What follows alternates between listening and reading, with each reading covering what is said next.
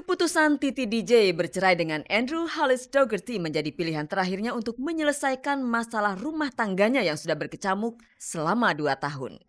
Selama itu pula Titi dan Andy suaminya berjuang keras meredam konflik yang membuat rumah tangga mereka tidak harmonis. Tidak diketahui dengan pasti apa penyebab keretakan rumah tangga mereka. Titi dan Andy mencoba bertahan dan sebisa mungkin menghindari jalan perceraian. Namun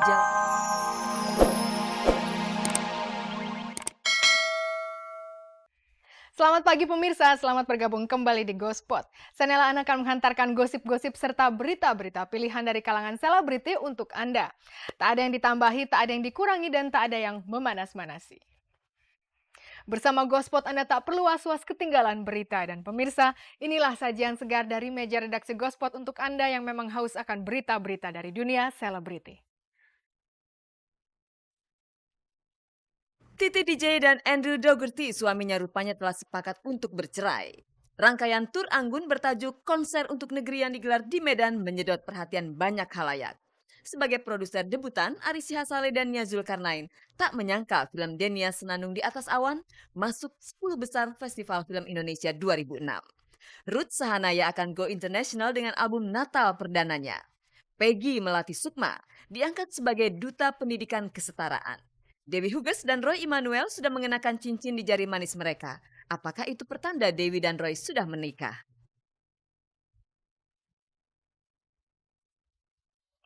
Pemirsa, rumah tangga Titi DJ dan Andrew Dougherty sedang diambang perceraian. Titi dan suaminya sepakat mengakhiri konflik rumah tangga dengan jalan bercerai. Pilihan untuk bercerai diambil setelah melewati proses yang panjang dan berliku-liku. Sampai-sampai mereka pun harus pisah rumah. Sebenarnya apakah yang terjadi dengan rumah tangga Titi DJ? Berikut liputannya.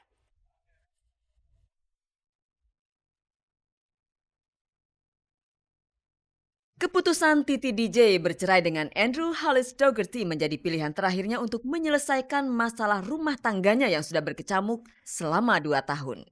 Selama itu pula Titi dan Andy suaminya berjuang keras meredam konflik yang membuat rumah tangga mereka tidak harmonis. Tidak diketahui dengan pasti apa penyebab keretakan rumah tangga mereka. Titi dan Andy mencoba bertahan dan sebisa mungkin menghindari jalan perceraian. Namun jalan perpisahan itu nampaknya makin terbuka lebar ketika mereka memutuskan untuk pisah rumah. Entah sejak kapan mereka pisah rumah, yang pasti saat ini Titi tinggal di rumahnya yang terletak di daerah Serpong, Tangerang. Sedangkan Andrew tinggal di perumahan Bintaro Jaya.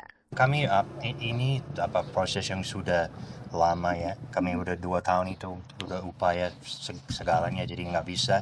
Jadi ini udah akhir untuk menyelamatkan itu rasa sayang, masih ada cinta, masih itu mau mengasuh anak dengan baik-baik. Jadi kami pikir ini keputusan yang itu bisa menyelamatkan itu aja. Jadi nggak ada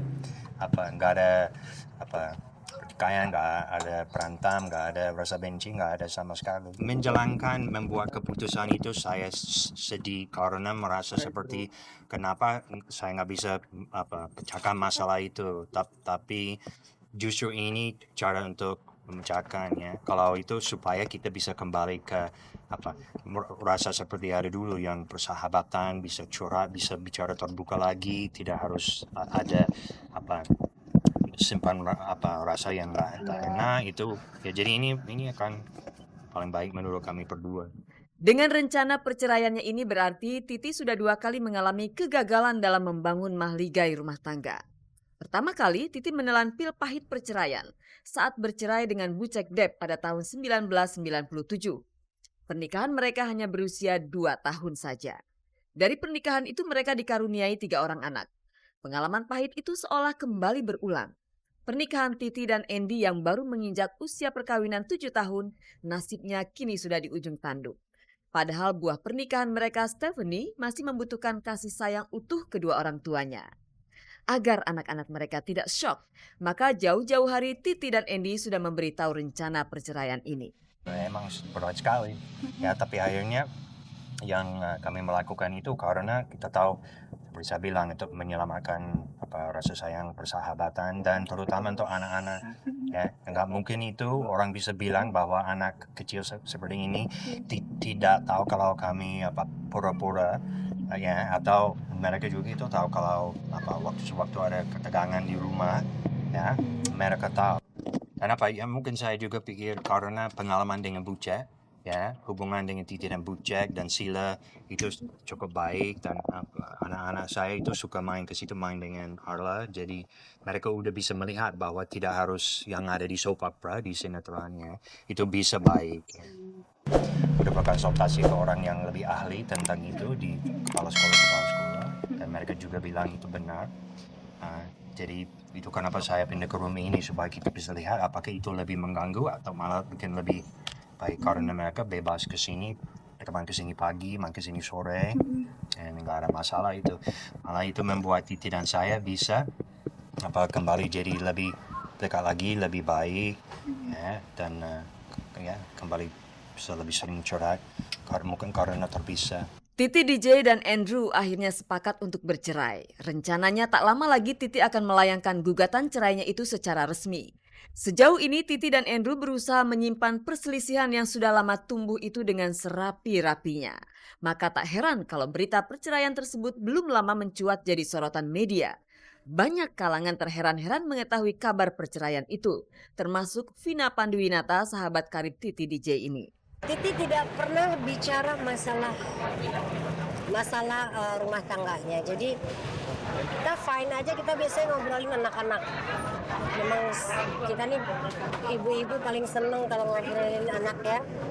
Saya nggak pernah tahu, makanya saya agak kaget dengarnya gitu ya. Itu jalan itu jelas tampak ke anak-anak itu jauh lebih baik. Kalau sudah diuji ya, bukan kita secara teori, tapi sudah coba. Nah itu akhirnya membuat kami bisa membuat keputusan, bukan sesuatu mendadak atau ada satu isu atau ada sesuatu yang meledak. Ini proses yang cukup panjang.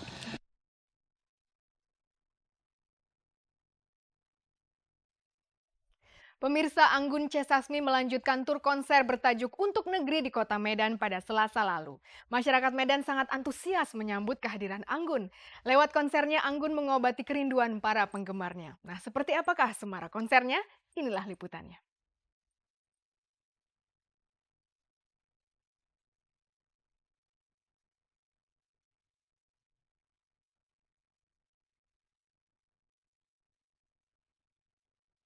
Anggun Cipta Sasmi melanjutkan konser Bagimu Negeri. Kali ini kota yang disinggahi Anggun adalah Medan. Konser berlangsung pada 14 November lalu dan bertempat di TD Pardede Hall. Pada konser Bagimu Negeri pertama yang berlangsung di Jakarta 25 Mei lalu, Anggun tampil memukau. Kali ini Anggun menggebrak kota Medan dengan lagu-lagu dari hits terbaru dan hits lamanya. Termasuk lagu-lagu ketika Anggun merintis karir di Indonesia. Anggun tampil eksotik dan seksi dengan balutan busana serba hitam. Dari sisi musik ada perbedaan dengan konser di Jakarta. Perbedaan itu terletak pada masuknya elemen musik gesek dari band Saunine. Bintang tamu pada konser kali ini adalah Andy Rif yang berduet dengan Anggun menyanyikan lagu Takut. Penonton puas, Anggun juga sangat puas. Itu tuh kan kayak semacam konser yang aku impikan dari dulu. Aku kepengen bikin konser di Indonesia tuh seperti ini gitu. Dan frustrasinya pada saat itu cuma main di satu kota. Aku datang selama itu untuk main di satu konser. Jadinya sekarang aku terus bilang sama promotorku, kepengen dong main di daerah. Lagian juga banyak fans yang ngirim email ke websiteku yang tanya, Anggun kita tinggal di sini tapi kok semuanya hanya untuk Jakarta sih. Terus aku pikir ya emang bener sih ya, nggak adil gitu kesannya. Akhirnya kali ini kita bisa main di dua kota dan untuk konsep panggungnya kita ambil yang sama karena kan memang ini kan kayak satu seri konser untuk negeri. Di tengah-tengah konser, Anggun membagi-bagikan topi pet merah kepada para penonton. Dia ingin memutar memori penonton tentang gaya dan penampilannya dulu ketika masih berkarir di Indonesia. Topi pet merah itu kini tak pernah lagi menutupi rambut legam Anggun. Sebagai seorang bintang bertaraf internasional, rasanya tak banyak yang berubah dari gaya dan penampilannya. Anggun tetaplah Anggun yang terlihat natural dan sangat jauh dari kesan glamor. Kalaupun ada satu resep, mungkin jangan selalu menyuguhkan yang itu terus. Tetapi jangan terlalu berubah juga, karena kan kalau tiba-tiba berubah, orang-orang yang menyukai aku yang dulu jadi nggak kok jadi pangling gitu loh. Jadi bagaimana caranya supaya kita bisa berevolusi tanpa harus menggantikan identitas diri sendiri. Konser Bagimu Negeri hanya berlangsung di 3 kota, Jakarta, Medan, dan terakhir Bandung. Anggun tidak bisa memuaskan.